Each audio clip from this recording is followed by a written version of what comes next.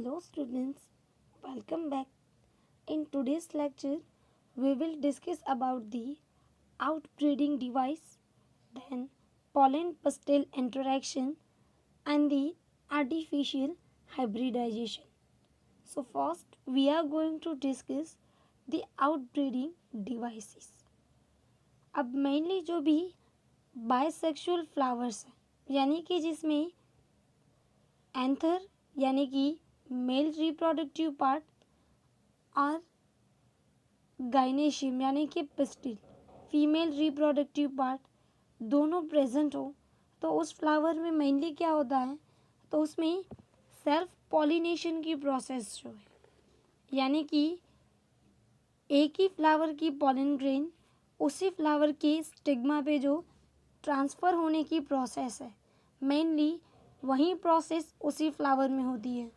तो यहाँ पे क्या होगा कि जो जेनेटिक मटेरियल है पॉलन ग्रेन का और ओव्यूल का वो दोनों एक ही प्लांट में से आएंगे। तो इसके लिए हमें कोई नए जेनेटिक कॉम्बिनेशन वाली स्पीसीज जो है वो नहीं मिल पाएगी। और अगर प्लांट में कंटिन्यूसली सेल्फ पॉलिनेशन ही हो रहा है तो उसकी वजह से प्लांट जो है उसमें इनब्रीडिंग डिप्रेशन जनरेट होगा क्योंकि उसमें कोई भी नया जेनेटिक मटेरियल जो है वो ऐड नहीं हो रहा। तो यहाँ पे कुछ प्लांट्स ऐसे हैं जो सेल्फ पॉलिनेशन को बैन करके क्रॉस पॉलिनेशन अलाउ करते हैं। उन्होंने कुछ आउटब्रीडिंग डिवाइसेस जो है वो डेवलप की है जिसकी वजह से वो पर्टिकुलर प्लांट जो है उसमें क्रॉस पॉलिनेशन होता है। अगर वो प्लांट बायसेक्सुअल है फिर भी उसमें क्रॉस पॉलिनेशन हो इसके लिए भी प्लांट में कुछ डिवाइसेस जो है वो जनरेट हुई है। तो ये जो डिवाइसेस है जो क्रॉस पॉलिनेशन ऑफर करती हैं उसे हम आउट ब्रीडिंग डिवाइस बोलते हैं क्योंकि यहाँ पे जो ब्रीडिंग की प्रोसेस है वो डिफरेंट प्लांट में होगी इसलिए हम इसे बोलते हैं आउट ब्रीडिंग। तो अब हम आउटब्रीडिंग डिवाइसेस के बारे में बात करें तो एक है डाइकोगैमी।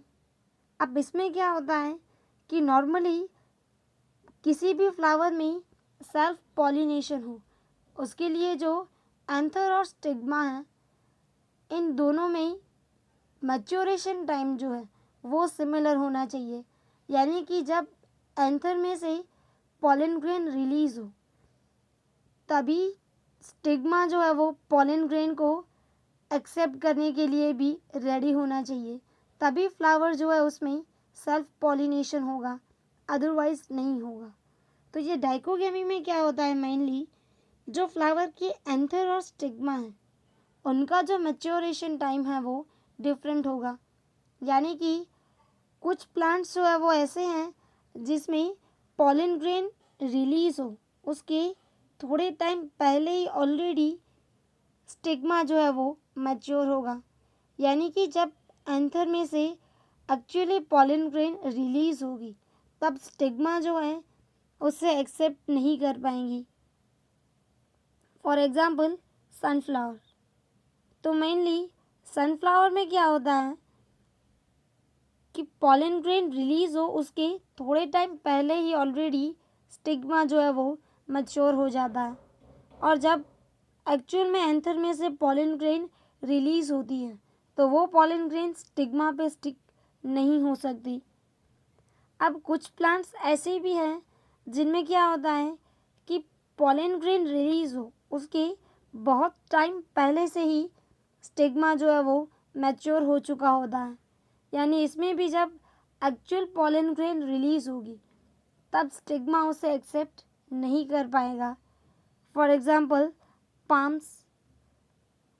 तो ये ऐसे प्लांट है जिनमें पॉलन ग्रेन रिलीज और स्टिग्मा का एक्सेप्टेशन ये इन दोनों का टाइम जो है वो वेरी होता है। तो इसलिए बायसेक्सुअल फ्लावर होने के बाद भी इनमें सेल्फ पॉलिनेशन नहीं होगा इन्हीं में हमेशा क्रॉस पॉलिनेशन ही होगा। अब हम दूसरी डिवाइस की बात करें तो वो है मेनली एंथर और स्टिग्मा जो है वो दोनों डिफरेंट प्लेस पे लोकेटेड है। फॉर एग्जांपल हम यहाँ पे ड्रॉ करें तो ये फॉर एग्जांपल है स्टिग्मा, यानी कि जहाँ पे पॉलन ग्रेन जो है वो स्टिक होती है और इसके नीचे है जी एंथर। यहाँ पे भी एक एंथर है। तो अब यहाँ पे क्या होगा, पॉलन ग्रेन रिलीज होगी तो वो डायरेक्टली जो है वो बिकॉज ऑफ द ग्रेविटेशन वो नीचे की तरफ जाएगी। तो यहाँ पे अब जी स्टिग्मा जो है उस पर ये पॉलन ग्रेन नहीं आ सकती। तो इस तरह से ऐसे प्लांट जो है इसमें भी सेल्फ पॉलिनेशन नहीं होगा। तो इस तरह की जो आउटब्रीडिंग डिवाइस वो मेनली प्रिम्यूला जैसे जो प्लांट है, आप यहाँ पे ये जो फ्लावर देख रहे हो वो है प्रिम्यूला फ्लावर। तो इसमें स्टिग्मा और एंथर जो है वो डिफरेंट लोकेशन पे अरेंज्ड होते हैं ताकि जो पॉलन ग्रेन है वो यहाँ पे रिलीज ना हो सके। देन उसके बाद है सेल्फ इनकम्पेटिबिलिटी। तो अब ये जो सेल्फ इनकम्पेटिबिलिटी है ये मेनली क्या है कि ये जो है वो एक जेनेटिक मैकेनिज्म है जिसमें अगर उसी प्लांट की पॉलन ग्रेन अगर स्टिग्मा पे स्टिक भी हो जाए फिर भी उसका जर्मिनेशन जो है वो नहीं होता। और अगर इन केस जर्मिनेशन हो जाए लेकिन फिर भी उसकी जो मेल गैमेट्स हैं वो उसके ओव्यूल को फर्टिलाइज नहीं कर पाते, यानी कि इसमें खुद की पॉलन ग्रेन जो है वो उसी का स्टिग्मा जो है वो एक्सेप्ट नहीं करेगा। तो इस तरह का जो जेनेटिक मैकेनिज्म है उसे हम बोलते हैं सेल्फ इनकम्पेटिबिलिटी। और इस तरह का जो मैकेनिज्म है वो मेनली मालवा जैसे प्लांट हैं उनमें देखने को मिलता है। दूसरी एक मैकेनिज्म है which is production of unisexual flower, यानी कि मेल फ्लावर वो डिफरेंट होगा और फीमेल फ्लावर जो है वो भी डिफरेंट होगा। यहाँ पे एक ही फ्लावर में एंथर और पिस्टिल और स्टिग्मा जो है वो एक ही फ्लावर में नहीं होगा। यहाँ पे स्टेमन कंटेनिंग फ्लावर जो है वो डिफरेंट होंगे, वो होंगे मेल फ्लावर, और पिस्टिल कंटेनिंग फ्लावर जो है यानी कि फीमेल फ्लावर वो भी डिफरेंट होंगे। तो ऐसे फ्लावर को हम बोलेंगे यूनिसेक्सुअल फ्लावर। लेकिन अगर जो मेल फ्लावर और फीमेल फ्लावर दोनों एक ही प्लांट पे प्रेजेंट है तो उसमें मेनली ऑटोगेमी जो है उसे स्टॉप कर सकते हैं, लेकिन उसमें गेटिनोगेमी जो है वो कंटिन्यूस होती है। क्योंकि ऑटोगेमी का मतलब यहाँ पे क्या है, the transfer of pollen grain to the stigma of same flower, यानी कि यहाँ पे जो पॉलन ग्रेन का ट्रांसफ़र है वो उसी फ्लावर की एंथर से उसी फ्लावर की स्टिग्मा पे होता है। तो अगर फ्लावर ही डिफरेंट है यानी कि मेल फ्लावर और फीमेल फ्लावर दोनों डिफरेंट है तो अब यहाँ पे एक ही फ्लावर में तो पॉलन ग्रेन का ट्रांसफ़र नहीं हो सकता। तो इस तरह से हम ऐसे प्लांट में ऑटोगेमी जो है उसे प्रिवेंट कर सकते हैं, लेकिन गेटेनोगेमी जो है उसे प्रिवेंट नहीं कर सकते। क्योंकि गेटेनोगेमी का मतलब क्या है, transfer of pollen grain from flower to the another flower of similar plant, यानी कि एक ही फ्लावर पे जो दो डिफरेंट फ्लावर प्रेजेंट है एक ही प्लांट पे, तो अगर एक ही प्लांट पे जो ये दोनों फ्लावर्स प्रेजेंट है उनमें पॉलन ग्रेन का ट्रांसफ़र हो रहा है तो उसे हम बोलेंगे गेटेनोगेमी। तो इस तरह के प्लांट्स जो है जिनमें मेल और फीमेल फ्लावर जो है वो एक ही प्लांट पे प्रेजेंट हो, ऐसे हैं कैस्टर और मेज़, ये दो ऐसे प्लांट हैं। अब यहाँ पे मेज़ में देख रहे हो कि यहाँ पे जो अपर पोजीशन है सबसे फर्स्ट वहाँ पे मेल इन्फ्लोरेसेंस होगा, यानी कि यहाँ पे सिर्फ मेल फ्लावर प्रेजेंट होंगे। और यहाँ पे आप देख रहे हो स्टॉक में ये येलो कॉर्न, तो यहाँ पे होगा फीमेल इनफ्लोरेसेंस, तो यहाँ पे सिर्फ फीमेल फ्लावर्स ही प्रेजेंट होंगे। तो ये अपर पोजीशन पे मेल फ्लावर और नीचे जो है वो फीमेल फ्लावर, तो ये दोनों फ्लावर जो हैं वो है तो डिफरेंट लेकिन एक ही प्लांट पे प्रेजेंट है। देन अगर मेल फ्लावर और फीमेल फ्लावर ये दोनों डिफरेंट प्लांट में प्रेजेंट है तो उसमें हम ऑटोगेमी और गेटिनोगेमी इन दोनों को प्रिवेंट कर सकते हैं। तो ऐसी जो कंडीशन है वो मेनली प्लांट्स लाइक पपाया में ऑब्जर्व होती है, जिसमें फीमेल प्लांट जो है वो डिफरेंट है और मेल प्लांट जो है वो भी डिफरेंट है। तो ये थी कुछ आउटब्रीडिंग डिवाइसेस, यानी कि जिसकी वजह से प्लांट जो है वो नेचुरली सेल्फ पॉलिनेशन जो है उसे बैन करते हैं ताकि उनमें क्रॉस पॉलिनेशन जो है या फिर गेटिनोगेमी जो है वो प्रोसीड हो सके। Now pollen and pistil interaction. अब हमने लास्ट लेक्चर में एनिमोफिली यानी कि pollination by wind, then hydrophily that is pollination by water, then entomophily means pollination by insect, ये तीनों स्टडी किए थे। तो अब यहाँ पे क्या होगा कि जो पॉलन ग्रेन ट्रांसफ़र होगी वो स्पीसीज़ के अकॉर्डिंग नहीं होगी, क्योंकि ये सारे फैक्टर जो हैं वो पॉलन ग्रेन को आइडेंटिफाई नहीं कर सकते। फॉर एग्जांपल अगर हिबिस्कस की पॉलन ग्रेन है तो वो इंसेक्ट या फिर विंड इनको पता नहीं चलता, वो आइडेंटिफाई नहीं कर पाते कि ये पॉलन ग्रेन जो है वो हिबिस्कस की ही है। तो यहाँ पे पॉलन ग्रेन जो स्टिग्मा पे ट्रांसफ़र होगी बाय दिस एजेंट्स वो उसी प्लांट की भी हो सकती है और डिफरेंट प्लांट की भी हो सकती है। तो अगर डिफरेंट प्लांट की पॉलन ग्रेन है या फिर वो प्लांट है उसमें सेल्फ इनकम्पेटिबिलिटी मैकेनिज्म प्रोसीड होता है, तो वहाँ पे क्या होगा, पॉलन ग्रेन पिस्टिल पे ट्रांसफ़र हो भी जाए और उसके जो स्टिग्मा है उस पर स्टिक भी हो जाए लेकिन उसका जर्मिनेशन जो है वो नहीं हो सकता। जैसे कि आप यहाँ पे देख रहे हो ये एंथर जो है उसमें से ये जो पॉलन ग्रेन रिलीज होके स्टिग्मा पे जा रही है, तो वो वहाँ पे स्टिक तो होती है लेकिन उसका जर्मिनेशन जो है वो नहीं हो सकता, क्योंकि ऐसे प्लांट जो है उनमें मेनली सेल्फ इनकम्पेटिबिलिटी भी होती है। लेकिन अगर दूसरे किसी प्लांट की पॉलन ग्रेन जो है वो अगर किसी भी एजेंट के थ्रू इधर बायोटिक और एबायोटिक फैक्टर के थ्रू जैसे ही यहाँ पे स्टिग्मा पे अटैच्ड होगी तो उसका जर्मिनेशन जो है वो स्टार्ट होगा। यानी कि पिस्टिल पे अगर सेल्फ पॉलन ग्रेन यानी कि जो उसी प्लांट की पॉलन ग्रेन है वही जब यहाँ पे अटैच होगी तभी उसका जर्मिनेशन जो है वो इनिशिएट हो सकता है।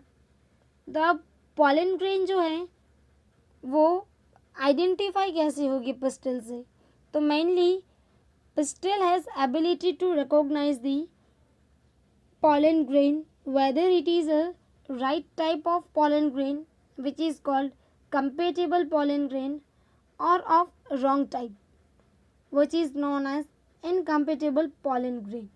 तो ये pollen grain जो स्टिग्मा पे ट्रांसफ़र हुई है वो कंपेटेबल है या इनकम्पेटेबल, उसकी जो प्रोसेस है वो मेनली पिस्टिल के जो स्टिग्मा है उस पोर्शन में ये प्रोसेस होती है।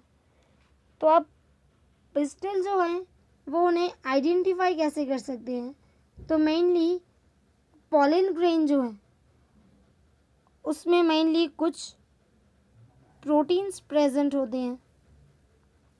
तो ये पॉलन ग्रेन की जो वॉल है उसमें कुछ प्रोटीन प्रेजेंट है, उसके थ्रू स्टिग्मा जो है उन्हें आइडेंटिफाई कर सकते हैं। देन उसकी वॉल में पॉलन ग्रेन की वॉल में कुछ एंजाइम्स भी होते हैं। तो ये प्रोटीन और जो हाइड्रोलेस टाइप एंजाइम है और कुछ केमिकल्स भी प्रेजेंट होते हैं पॉलन ग्रेन में, जिसकी वजह से पिस्टिल की जो स्टिग्मा है वो उस पॉलन ग्रेन को रिकॉग्नाइज कर सकते हैं कि वो पॉलन ग्रेन कंपेटेबल है या फिर इनकम्पेटेबल है।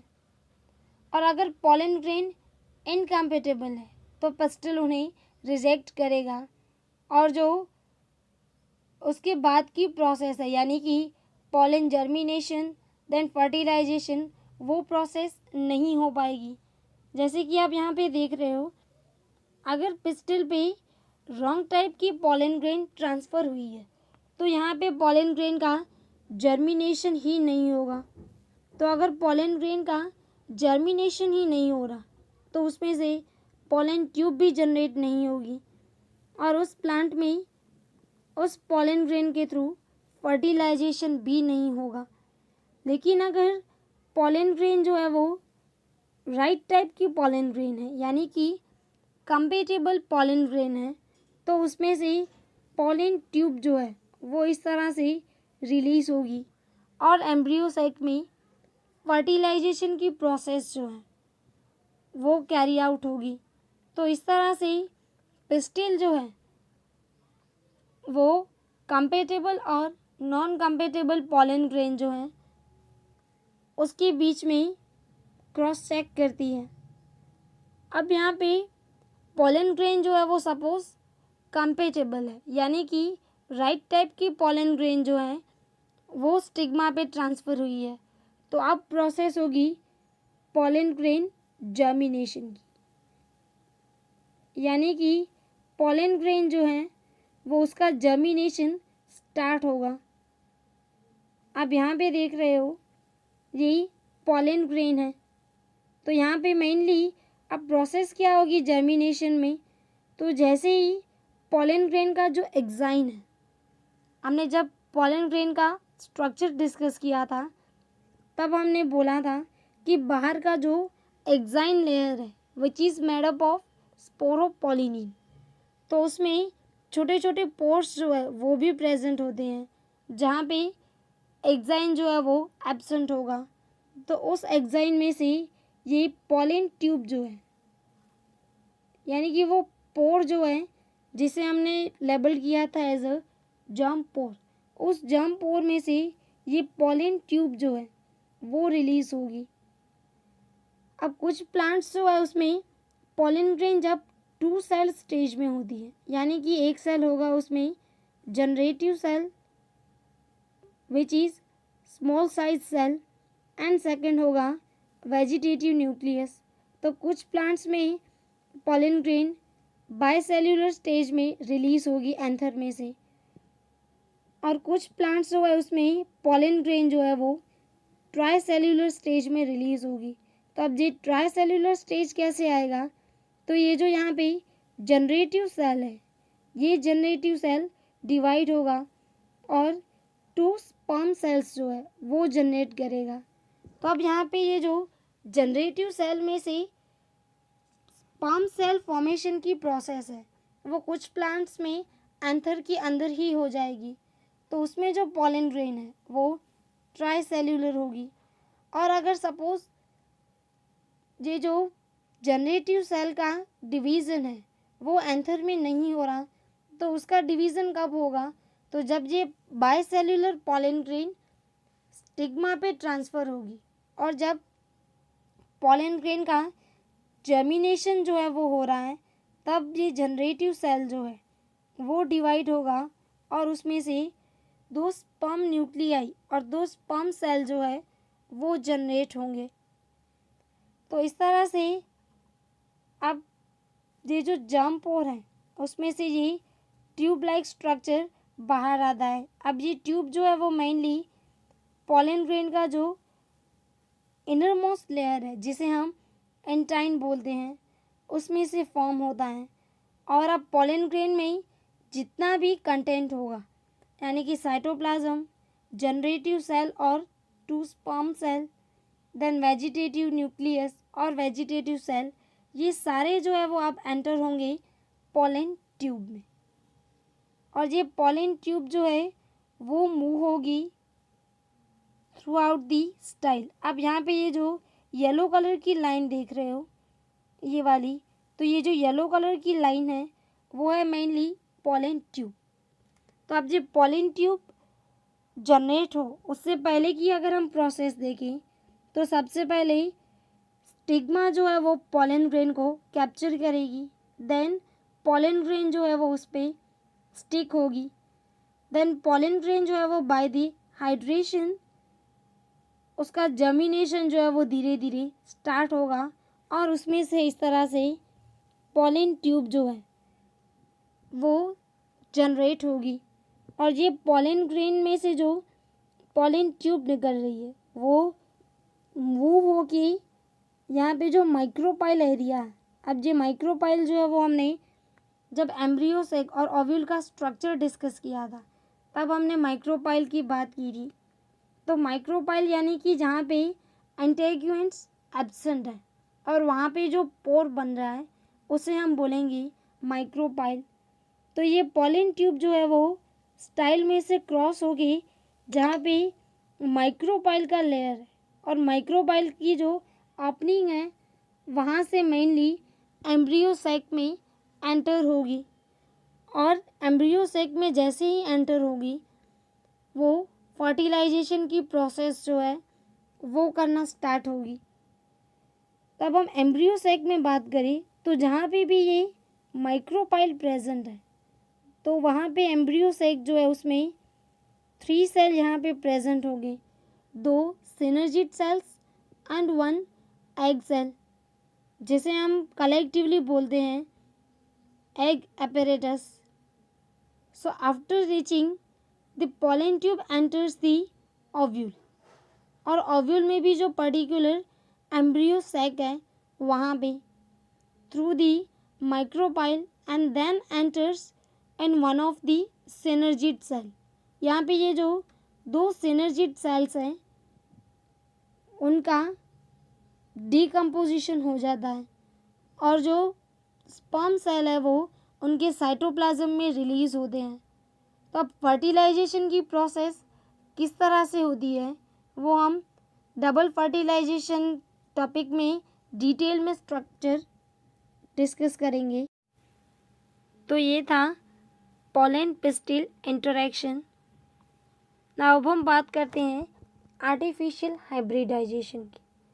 तो ये आर्टिफिशियल हाइब्रिडाइजेशन जो है वो क्रॉप इम्प्रूवमेंट प्रोग्राम जो है उसके लिए एक मोस्ट वैल्यूएबल अप्रोच है, और इसमें जो हम क्रॉसिंग एक्सपेरिमेंट करते हैं यानी कि जो जिन प्लांट्स के बीच में हमें पॉलिनेशन और फर्टिलाइजेशन करवाना होता है, मेनली उस प्लांट पे डिज़ायर्ड पॉलन ग्रेन ही ट्रांसफ़र हो उसे मैच्योर करना होगा, तभी हम हमारे जो प्लांट ऑफ इंटरेस्ट है उनके बीच में क्रॉसिंग कर पाएंगे। तो इसके लिए मेनली 2 टेक्निक्स जो हैं वो इन्वॉल्व है, उसमें से एक है इमेस्कुलेशन एंड सेकेंड बैगिंग। अब यहाँ पे इमेस्कुलेशन का मतलब क्या है? तो emasculation is process of removal of anther from the flower bud before the anther dehisces by using a pair of forceps. यानी कि जब फ्लावर उसके बर्ड स्टेज में होता है, अभी फ्लावर जो है वो ओपन भी नहीं हुआ और मैच्योर भी नहीं हुआ, तो ये जो फ्लावर बर्ड स्टेज में होता है तभी bye using a pair of forceps और सीजर उसके जो ये एंथर हैं उसे हम कंप्लीटली रिमूव कर देते हैं। ये सारे एंथर जो है वो रिमूव हो जाएंगे। अभी ये एंथर जो है वो मैच्योर भी नहीं हुए तो उनमें से जो पॉलन ग्रेन है वो भी रिलीज नहीं हुई। So emasculation is only done when the flower is bisexual. यहाँ पे एक बात याद रखना कि इमेस्कुलेशन की प्रोसेस जो है वो कंपलसरी बायसेक्सुअल फ्लावर में ही होगी, क्योंकि उसी में एंथर और स्टिग्मा या फिर स्टेमेन और पिस्टिल जो है वो एक ही फ्लावर में प्रेजेंट होंगे। तो अब यहाँ पे एंथर में से पोलन ग्रेन डिसीज या फिर श्रेड होना स्टार्ट हो, उससे पहले ही हम यहाँ पे एंथर को कम्प्लीटली रिमूव कर देते हैं। सो यही रिमूवल ऑफ एंथर की जो टेक्निक है उसे हम बोलते हैं एमेस्क्यूलेशन। तो आप यहाँ पे देख रहे हो, जैसे ही फ्लावर की बर्ड जो है वो जनरेट होगी, then by using a pair of scissor हम उसके यहाँ पे जो एंथर है उसे रिमूव कर रहे हैं, ताकि उसके साथ साथ उसकी पॉलन ग्रेन जो है वो भी रिमूव हो जाए। और जैसे ही हम एंथर को कट कर देते हैं तो उस फ्लावर को हम एक बटर पेपर से वापस से कवर कर देते हैं, जिस प्रोसेस को हम बोलते हैं bagging. So the emasculated flowers, यानी कि जिसमें हमने इमेस्क्यूलेशन की प्रोसेस परफॉर्म कर ली है, ऐसे flower. So now the emasculated flowers have to be covered with a bag of a suitable size. तो यानी कि जो इमेस्क्यूलेटेड फ्लावर या फिर जो इमेच्योर फीमेल फ्लावर है, उसमें एक सूटेबल साइज़ की बैग या फिर मेनली उसे बटर पेपर से कवर किया जाता है। तो अब ये फीमेल फ्लावर जो है या फिर जो इमेस्क्यूलेटेड फ्लावर है, उसे बैगिंग करने की क्या नीड है? तो यहाँ पे to prevent the contamination of its stigma with unwanted pollen, यानी कि अगर हम उसे बैगिंग की प्रोसेस या फिर बैगिंग की टेक्निक उसमें नहीं करते, तो यहाँ पे क्या होगा, कोई भी सराउंडिंग प्लांट्स की पोलन ग्रेन जो है वो इसके स्टिग्मा पे आ जाएगी।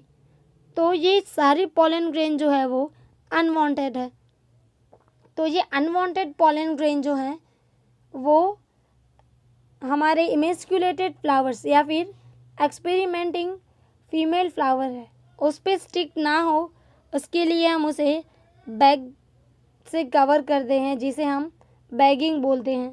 तो अब हम बैगिंग में जो बैग यूज़ कर रहे हैं वो मेनली सूटेबल साइज़ की होनी चाहिए, क्योंकि वरना यहाँ पे क्या होगा कि ये सारे जो फीमेल फ्लावर है और जो इमेस्क्यूलेटेड फ्लावर है उसमें एरेशन की प्रोसेस जो है वो अच्छे से नहीं हो पाएगी। तो जो फ्लावर बर्ड है वो वैसे ही प्लांट से डिटैच हो जाएगा और हम उसमें एक्सपेरिमेंट नहीं कर पाएंगे। और ये जो बैग हम यूज़ करते हैं उसमें स्मॉल होल्स भी होने चाहिए, जिसकी वजह से एयर जो है उसकी मूवमेंट और एरेशन जो है वो कंटिन्यूस चलता रहे।